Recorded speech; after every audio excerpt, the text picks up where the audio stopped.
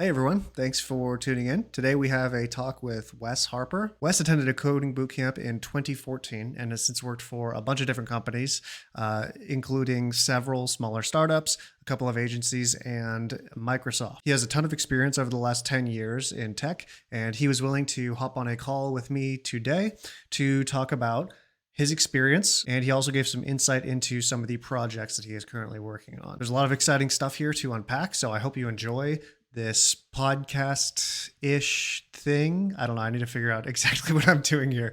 I enjoy doing these videos, so it's definitely more of a podcast. So I hope you enjoy this talk. And just as a side note, I'm getting familiar with some of Zoom's features still. About 10 minutes into the interview, I hid self view. I thought that would just be a UI change on my end, but it cut me off for the rest of the interview. So you'll hear me, but you won't see me for a large part of the interview. So just know that I am there in spirit. So thanks for watching, you guys, and I will catch you in the next one. All right, everyone, welcome back to another episode. Today, I have a guest with me who agreed to come on and talk about his journey into tech. His name is Weston. Weston, I appreciate you taking the time to talk to me. Welcome to the show. Yeah, thanks for having me. It's good to be here. Yeah. So in this discussion, I'd basically like to get an idea of what your story sounds like. My goal here is to be able to talk to other developers that are currently aspiring to get into the industry so that they can get a better idea of what it looks like. And getting into this industry, as I'm sure you know, is very unique for a lot of people. Not one approach is the same for anybody, but in my experience, the more you hear about people getting into the industry in general, kind of the more clarity you can get in terms of what it takes to actually get involved in the tech industry. And by getting an idea of what that journey looks like for other people, we can hopefully start to kind of see how we might fit into that into that mold and make our own path. So I'd like to open this discussion by just generally, if you could just introduce yourself, who you are, what it is you do. Let's hear a little bit about that, please. Yeah, so I'm Weston, Wes, either one is fine. I am a software engineer, former coding bootcamp instructor, former coding bootcamp student, and kind of uh, I don't know, a traveler, I guess. I've kind of done the typical tech thing of like job hopping from, small startups to giant big tech companies, to kind of starting my own serious endeavors and kind of doing side projects in between. So I have tons of various experience in the industry, and I think yeah, hopefully I can help achieve the goal of, maybe giving people an idea of how they might fit in. There's, as you said, many different ways to break into tech, and many different things that you can do in tech. So my story kind of started though, as an entrepreneur. I went to a, I would call it like a for-profit scam school. I wouldn't say the name, not the coding bootcamp, but it was like a for-profit university in Florida. And so after that experience, after graduation from that school, my friends and I tried to start a company, and we raised some money, and we hired an engineer to help us build out the thing. And then we spent all the money on engineering and didn't have anything really to show for it. We had a great, cool product that no one wanted to use. And so one of my co-founders and I decided that we should continue working on the project and just teach ourselves how to code. And that's kind of where it all came from. In that process, I kind of discovered that it's actually kind of fun to do. I really like it. And that it's much more lucrative than what my training as a recording studio, like audio engineer, would have paid. So it just kind of worked out that way. But that's pretty much how I broke into the industry. And then it's just, a career's worth of jobs, not a career's worth, but like a bunch of jobs, building my career since then, basically. Very cool. This scam school you mentioned that will remain unnamed. Now, was this your like kind of prototype experience of going through a coding boot camp, or did you attend a coding boot camp after this that was The different? coding Or boot camp was after that. okay, That was just a totally different thing. I technically earned a bachelor's degree there, but it's a nationally accredited school, so none of the credits transfer. It's just like it was a bit of a mess. So I'm glad that, at the time when I graduated, the big tech companies were just starting to accept people who didn't have 4-year comp sci degrees as software engineers. I mean, it's not, this is a relatively recent occurrence. You had to be somewhat exceptional and prove that you were able to do the job to get into those companies without a CS degree before that. And right as I was kind of coming out of school, doing the startup and learning how to code, just kind of prior to my boot camp, all of the major tech companies started opening their doors to less traditional applicants. There was just such a labor shortage. So I got really lucky in that regard. if you'd be willing to disclose, what boot camp did you go to? I went to Coding Dojo, Okay. which is also the boot camp that I ended up teaching for. Okay. So I became a TA and then an instructor, and then I developed some curriculum for them, and all sorts of different roles in that organization. I don't know how much I can say, but they are going through some organizational changes right now. But yeah, Coding Dojo at the time was unique because it offered data structures and algorithms, and that was one thing that some of my mentors at the time recommended would be a big positive over some of the other boot camps that were around. So, Yeah. um, and it ended up paying off. I think I got a really good foundation from that. So you were employed as an instructor after was that immediately after the boot camp experience with Coding Dojo that you went on to be a TA? So I was a TA part-time nights and weekends, because that's kind of the program, right? A lot of boot camps are marketed to people who have jobs and want to do a career change. So working nights and weekends, and then while I was doing that, I got my first like tech job. It was at a small company in Boulder, and I was a tier 2 support person. So it was like technical. I would do HTML and CSS and a little of JavaScript. They had kind of like this weird business model where they acted as kind of an internal digital agency for some of their own clients. They operated a CMS that like helped fitness boot camps book their classes basically. And so as a tier 2 support person there, which was not a glamorous gig, but it kind of got my foot in the door and built my resume to the point where it became easier to get new opportunities basically. Yeah. Uh, Yeah. yeah. So And that so first position wasn't like extremely code intensive. It sounds like it kind of just barely had a little bit of JS, but at least it was in the direction that you were kind of aiming at. Is it? totally. Yeah. It kind of launched me into the world of front end for sure. I learned a lot about CSS from that job. We were dealing with CSS, like singular CSS files that had like 20,000 lines of code.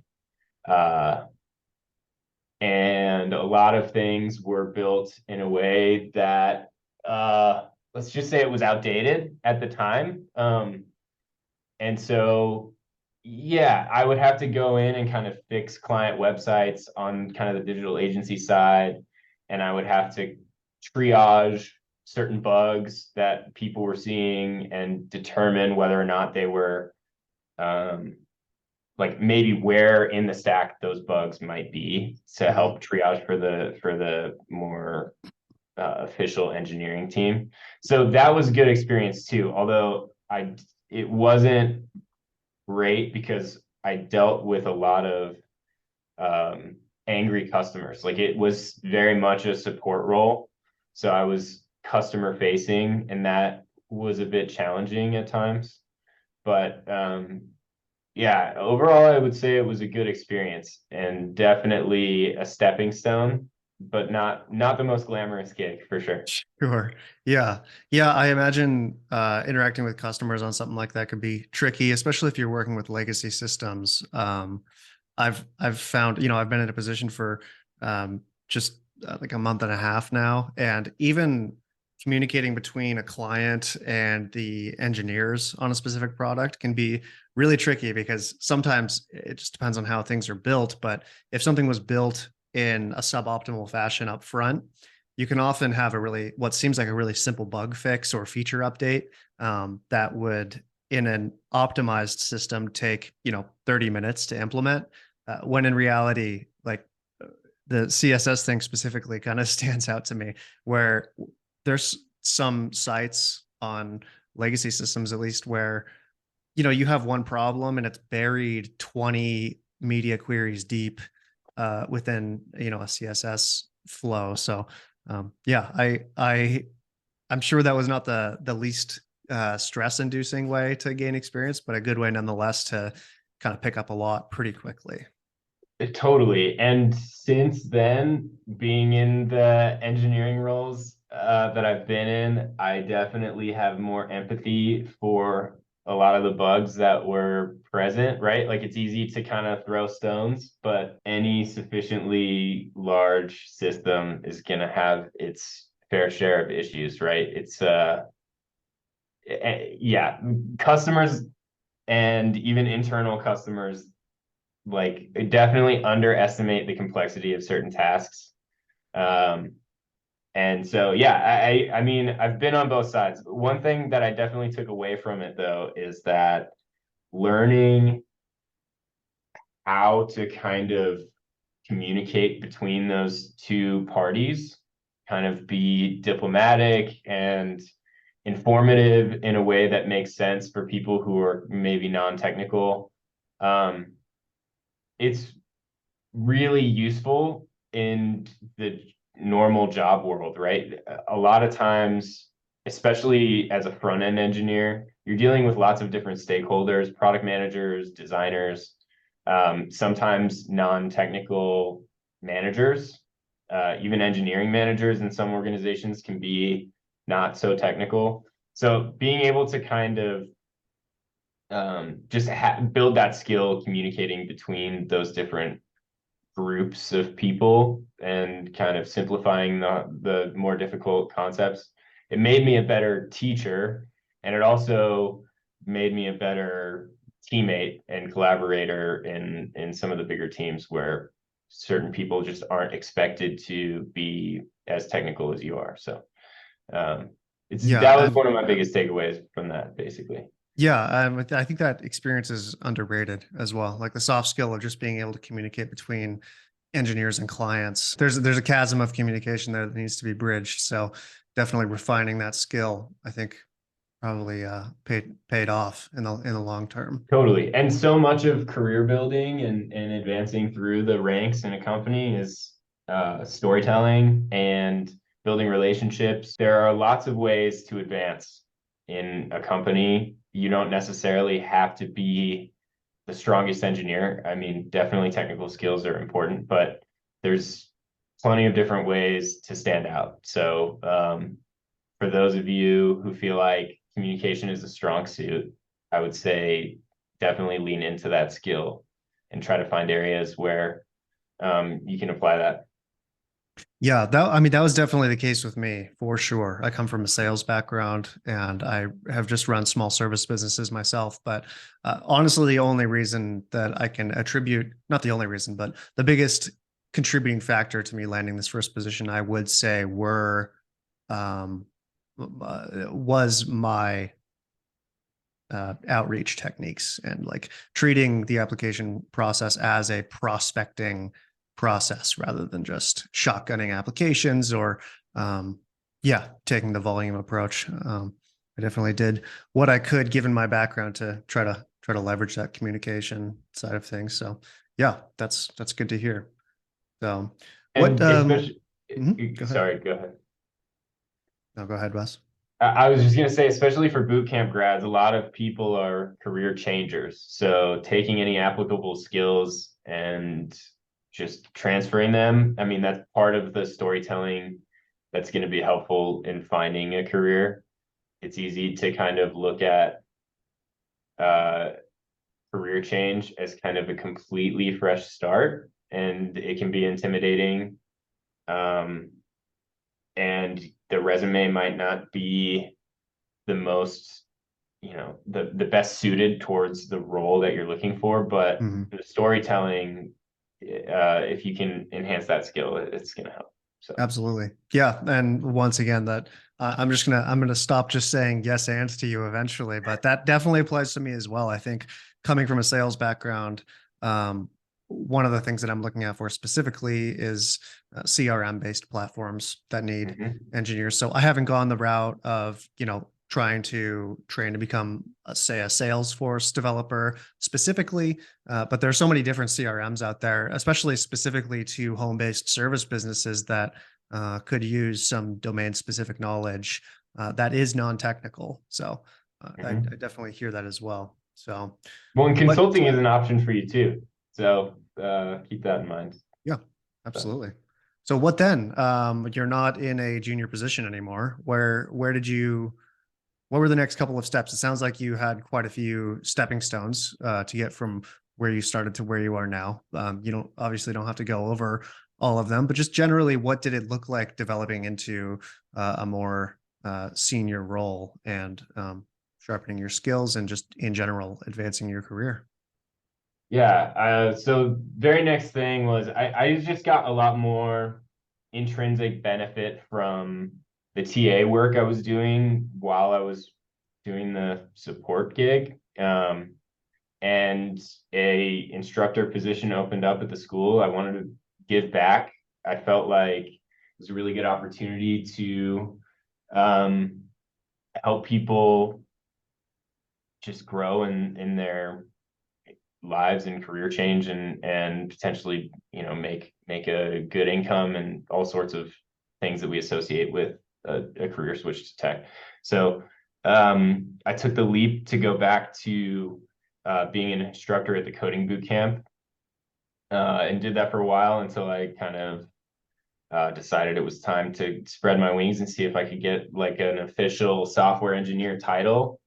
Um, and so um, I kind of found a startup in Denver where I live, and had a really good experience there, and then got an offer at Microsoft and worked there for almost 3 years. And then I recently just left to um, build my own startup. And ever since that startup that failed after college, that's always kind of been my goal, is to run my own thing. And I feel like I'm finally at a point in my career where I feel confident enough in my technical ability to be able to build something that works well enough that it's gonna it's I don't know, at least I could give it the old college try, right? Like there's never any guarantee that the business itself works, but at least I can build an app, right? So um that's kind of what I'm doing now. That's my primary focus. And as I mentioned, kind of pre-interview, I'm always keeping an eye out for consulting gigs or, good opportunities. But the biggest thing for me is just keeping my head down and trying to get this app off the ground. Would you mind telling me what it is you're building exactly? What are you working on? Um, so it's called Like Now. It's not out yet. We're trying to get an alpha build out by the end of the quarter. So couple weeks here, hopefully. Um, Basically, it's like Evite meets Facebook events, and that's kind of all I'll give because um, we haven't really worked on the marketing or the pitch or anything. I really just want to get it into people's hands and start to experiment with it and see what people connect with and what they don't, and um, kind of try to validate the idea. So yeah, next couple weeks, it's going to be a big couple weeks. We'll see how that goes. And then yeah, after that, it's like the startup founder thing, trying to get funding, working on the pitch deck, all that kind of nonsense. If we get good feedback from the alpha build, so. Very cool. Right on. So do you come from other than, what you previously mentioned, attempting to build a startup initially, did you come from any kind of a business background yourself prior to all of this, or did you kind of start that from within tech? Um, I guess no, not really. why working for yourself instead of pursuing employment, and just like, I mean, you were at Microsoft. Why not just try to push the envelope there? Um, Yeah, it's like there's so many reasons, right? Like that Microsoft is one of like the pinnacles. I'm so proud of even getting into that organization, putting in the work to be able to pass the technical interview, succeeding in the role there, and growing my tech skill, rising up through a couple promotion cycles and stuff. I mean, the whole thing was super rewarding. And to be honest, a lot of people in my life think it's kind of crazy that I would leave a lucrative remote gig, where I was doing well. I think ultimately, um, just like wearing a lot of hats. I like having new and exciting projects more often. And I think a lot of times at bigger companies in an engineering role, you kind of end up being put on a team where you're focused on one kind of very small thing or set of features or one part of the stack of one product. And it can be complicated to move around teams. There's like some bureaucracy and stuff. And like, I just like the idea of being able to come up with something and then just implement it and see it in the real world, kind of immediately, right? And so in general, I like smaller companies. I think they're more fun, but it's hard to say no to some of the deals that these bigger companies are giving you. So plus in the US, like, to be real, the best way to make lots of money is to either be in real estate or entrepreneurship, right? So the financial potential is definitely a factor, but it's mostly about fun and, getting to have my hands in design, learning about legal stuff and finance, and just kind of wearing a bunch of hats. I think it's pretty fun. Yeah, absolutely. I would add that I'm sure there's some benefit to the kind of liberty that you can get from working for yourself as well. You can kind of set your own hours, which is, in my experience, beneficial to a point, because there's no regulator on. The good thing about working for yourself is nobody's telling you how much to work. And that's probably the worst thing about it too, because you Yeah. can pretty quickly find yourself putting in 70 hours a week and not even noticing it, basically. So I think, Yeah, or the opposite. I mean, there are yeah, definitely the first couple months of me being, quote, fun employed, I was definitely enjoying myself. So, uh, yeah, it's tough to find a right balance, or like there's no imposed structure. right. And my other co-founders are kind of working, um, they have day jobs, they have 9 to 5 W-2 jobs. So Mhm. I was the only one that left to kind of give it the old college try. So it's definitely a challenge, lots of nights and weekends and stuff, but it's fun. I wouldn't uh, take back the decision. Yeah, absolutely. And I mean, it's not like you don't have that previous experience anyways. I mean, that doesn't seem like, well, it isn't the case that like everything for you is riding on this. You have, from what it seems, a pretty diverse skill set that you could, if you had to, fall back on, or continue to develop moving forward. So, how long was this timeline, by the way? Yeah. Like, when did you start going to school, and like how long ago did you go to your boot camp?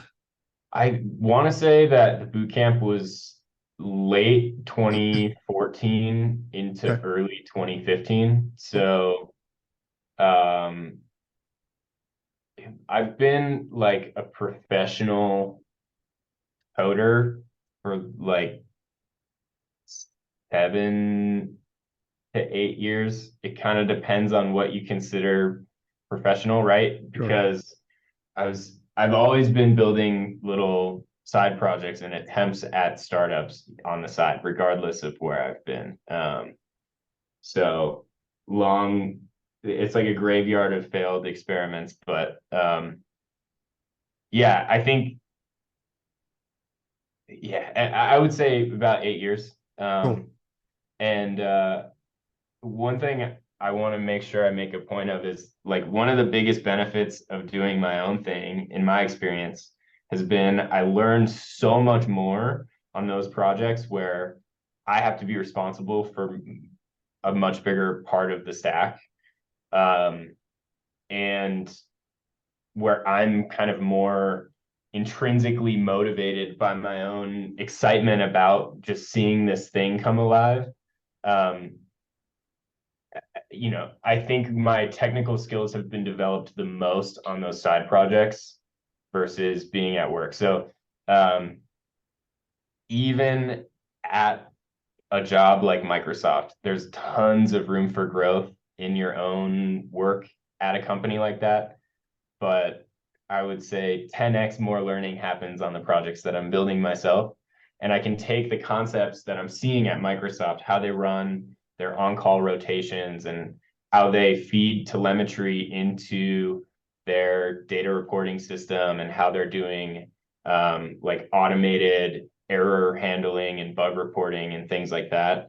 And I can kind of understand what the feature set is and then implement that on my own for my own thing and have kind of mimic the enterprise scale sort of system, but with a team of three other developers, Right. where Yeah. you're kind of dealing with the entire stack. So yeah, just tons of learning happens in those kinds of environments for me. Yeah, I think the moral of that last, snippet that you mentioned is like no matter what your ideal outcome is or goals are over the next, whatever the time horizon is, 5 years, whatever it may be, pay attention to where you are now.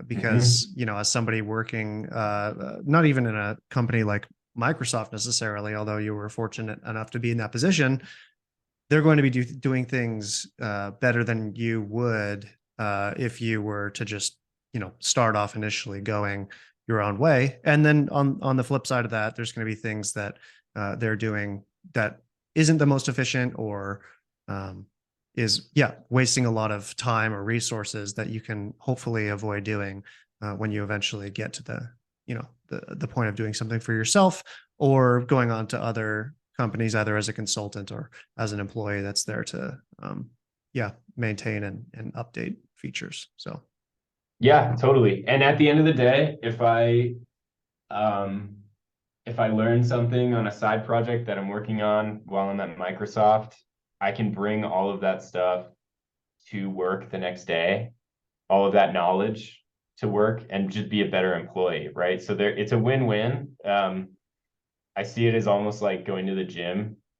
It's like the best workout is the one that you do. So mhm. as long as you're writing code and thinking about things that excite you and just I don't know, like just writing code, even if it's less intentional than I want to just be an amazing engineer. If there's just something that's keeping you excited about the industry and about the job, then I think any time spent doing that is better than just sitting on your ass, right? So, Yeah, totally. Reps for sure. Yeah, that yep. makes sense. Okay, cool. So, I mean, I suppose just to conclude things here, just more generally, we're in, like you mentioned before off camera, we're in a pretty tight market right now. We're, Mhm. this isn't necessarily the market that you entered in the, late 2010s. What would Mhm. you say to people in my position or in a lot of the people's position who are going to be listening to this, people who aren't yet engineers, maybe they've just signed up for their first boot camp and they're getting the prep work done. Maybe they're at the tail end of that and they're starting to apply for jobs. Um, what would you, what advice would you give to yourself if you were in that position right now? So I would give myself so much advice. I think it's hard to just nail it down to just one thing. I think first and foremost, acknowledge the reality of the market, because since January in tech, there have been 200,000 people that have been laid off. So you can see jobs at cool companies that you might want to work at get 750 applications in the first 2 hours. And anyone, no matter what their seniority level, is going to have a tough time just being seen in that just fire hose of applicants, right? There's just a very low likelihood that anyone's even going to pick up your resume, right? When there are that many applicants. So just, I would say just be patient, because the industry is going to bounce back. And this is a great opportunity to take time to hone your skills, to focus on just doing reps, as we mentioned, right? Just keeping yourself excited and learning the things that you think are maybe your weaknesses, and enhancing the things that you think are your strengths. Yeah. So acknowledge where the industry is right now, and then just trust that it's going to bounce back. That's kind of the biggest thing. Yeah. Um, yeah. And then, technically there's many different routes that you can take to get better, right? So as long as you're feeling like you're getting better and you're understanding the concepts that you're learning on as deep a level as you possibly can, and you're able to apply the tools that you've learned in a boot camp or that you've picked up from tutorials or whatever other method you're using, as long as you're able to apply those things and you feel like you're understanding them, I would call that a win. And then just try to stay consistent. It's only a matter of time. Yeah, absolutely. I think I definitely agree. I think even just getting to the point of deciding that this is what you actually want to do is super important right now, because given where the industry is, I think that we're at the tail end of a lot of people who were being very opportunistic about getting into tech and saw people getting into their first developer job within 3 or 6 months, and then within a year and a half they're making 200,000. And so we're at the. It seems like we've at least hit pause on that phenomena for the time being, and so in my estimation, there's going to be a lot of people that were in that boat that are going to start falling off because they didn't actually have that interest in getting into tech in the first place, from a personality standpoint or from a true like long-term investment standpoint. And so I think that's a good news for developers looking to get into the industry, because it's going to be backfilled by people who right now are deciding that this is what I want to do. I'm going to invest in my skills over the long term. And yeah, when the market takes another turn, um, I think that's going to be paying dividends for people that make that decision. I hope so. I mean, now's the time to at least try to figure it out, right? I mean, I would not advise anyone to go to a coding boot camp until they've tried to learn how to code on their own, and seen whether or not those challenges, those types of things are at least interesting or fun to figure out. Um, Talk to friends in the industry and maybe go through some things. I would not recommend spending money on something like a coding boot camp without being at least somewhat sure that you're interested in the field, and not just for money. There are plenty of ways to try to learn how to code online for free, and I would recommend starting with that for sure. But what I've observed, even when I was an instructor at Coding Dojo, is that I think a lot of these boot camps want to promote the biggest success stories, right? And statistically, what I've observed is that those success stories are a minority of the outcomes that actually are, the data just doesn't bear out those outcomes. It's just not going to happen for everybody. And that there are a handful of reasons, right? There's technical aptitude that needs to be there. I totally believe that anyone can learn how to code, but not everyone will learn how to code. It's just not for everyone. And there's nothing wrong with that. There's plenty of good careers out there. And then there's also just,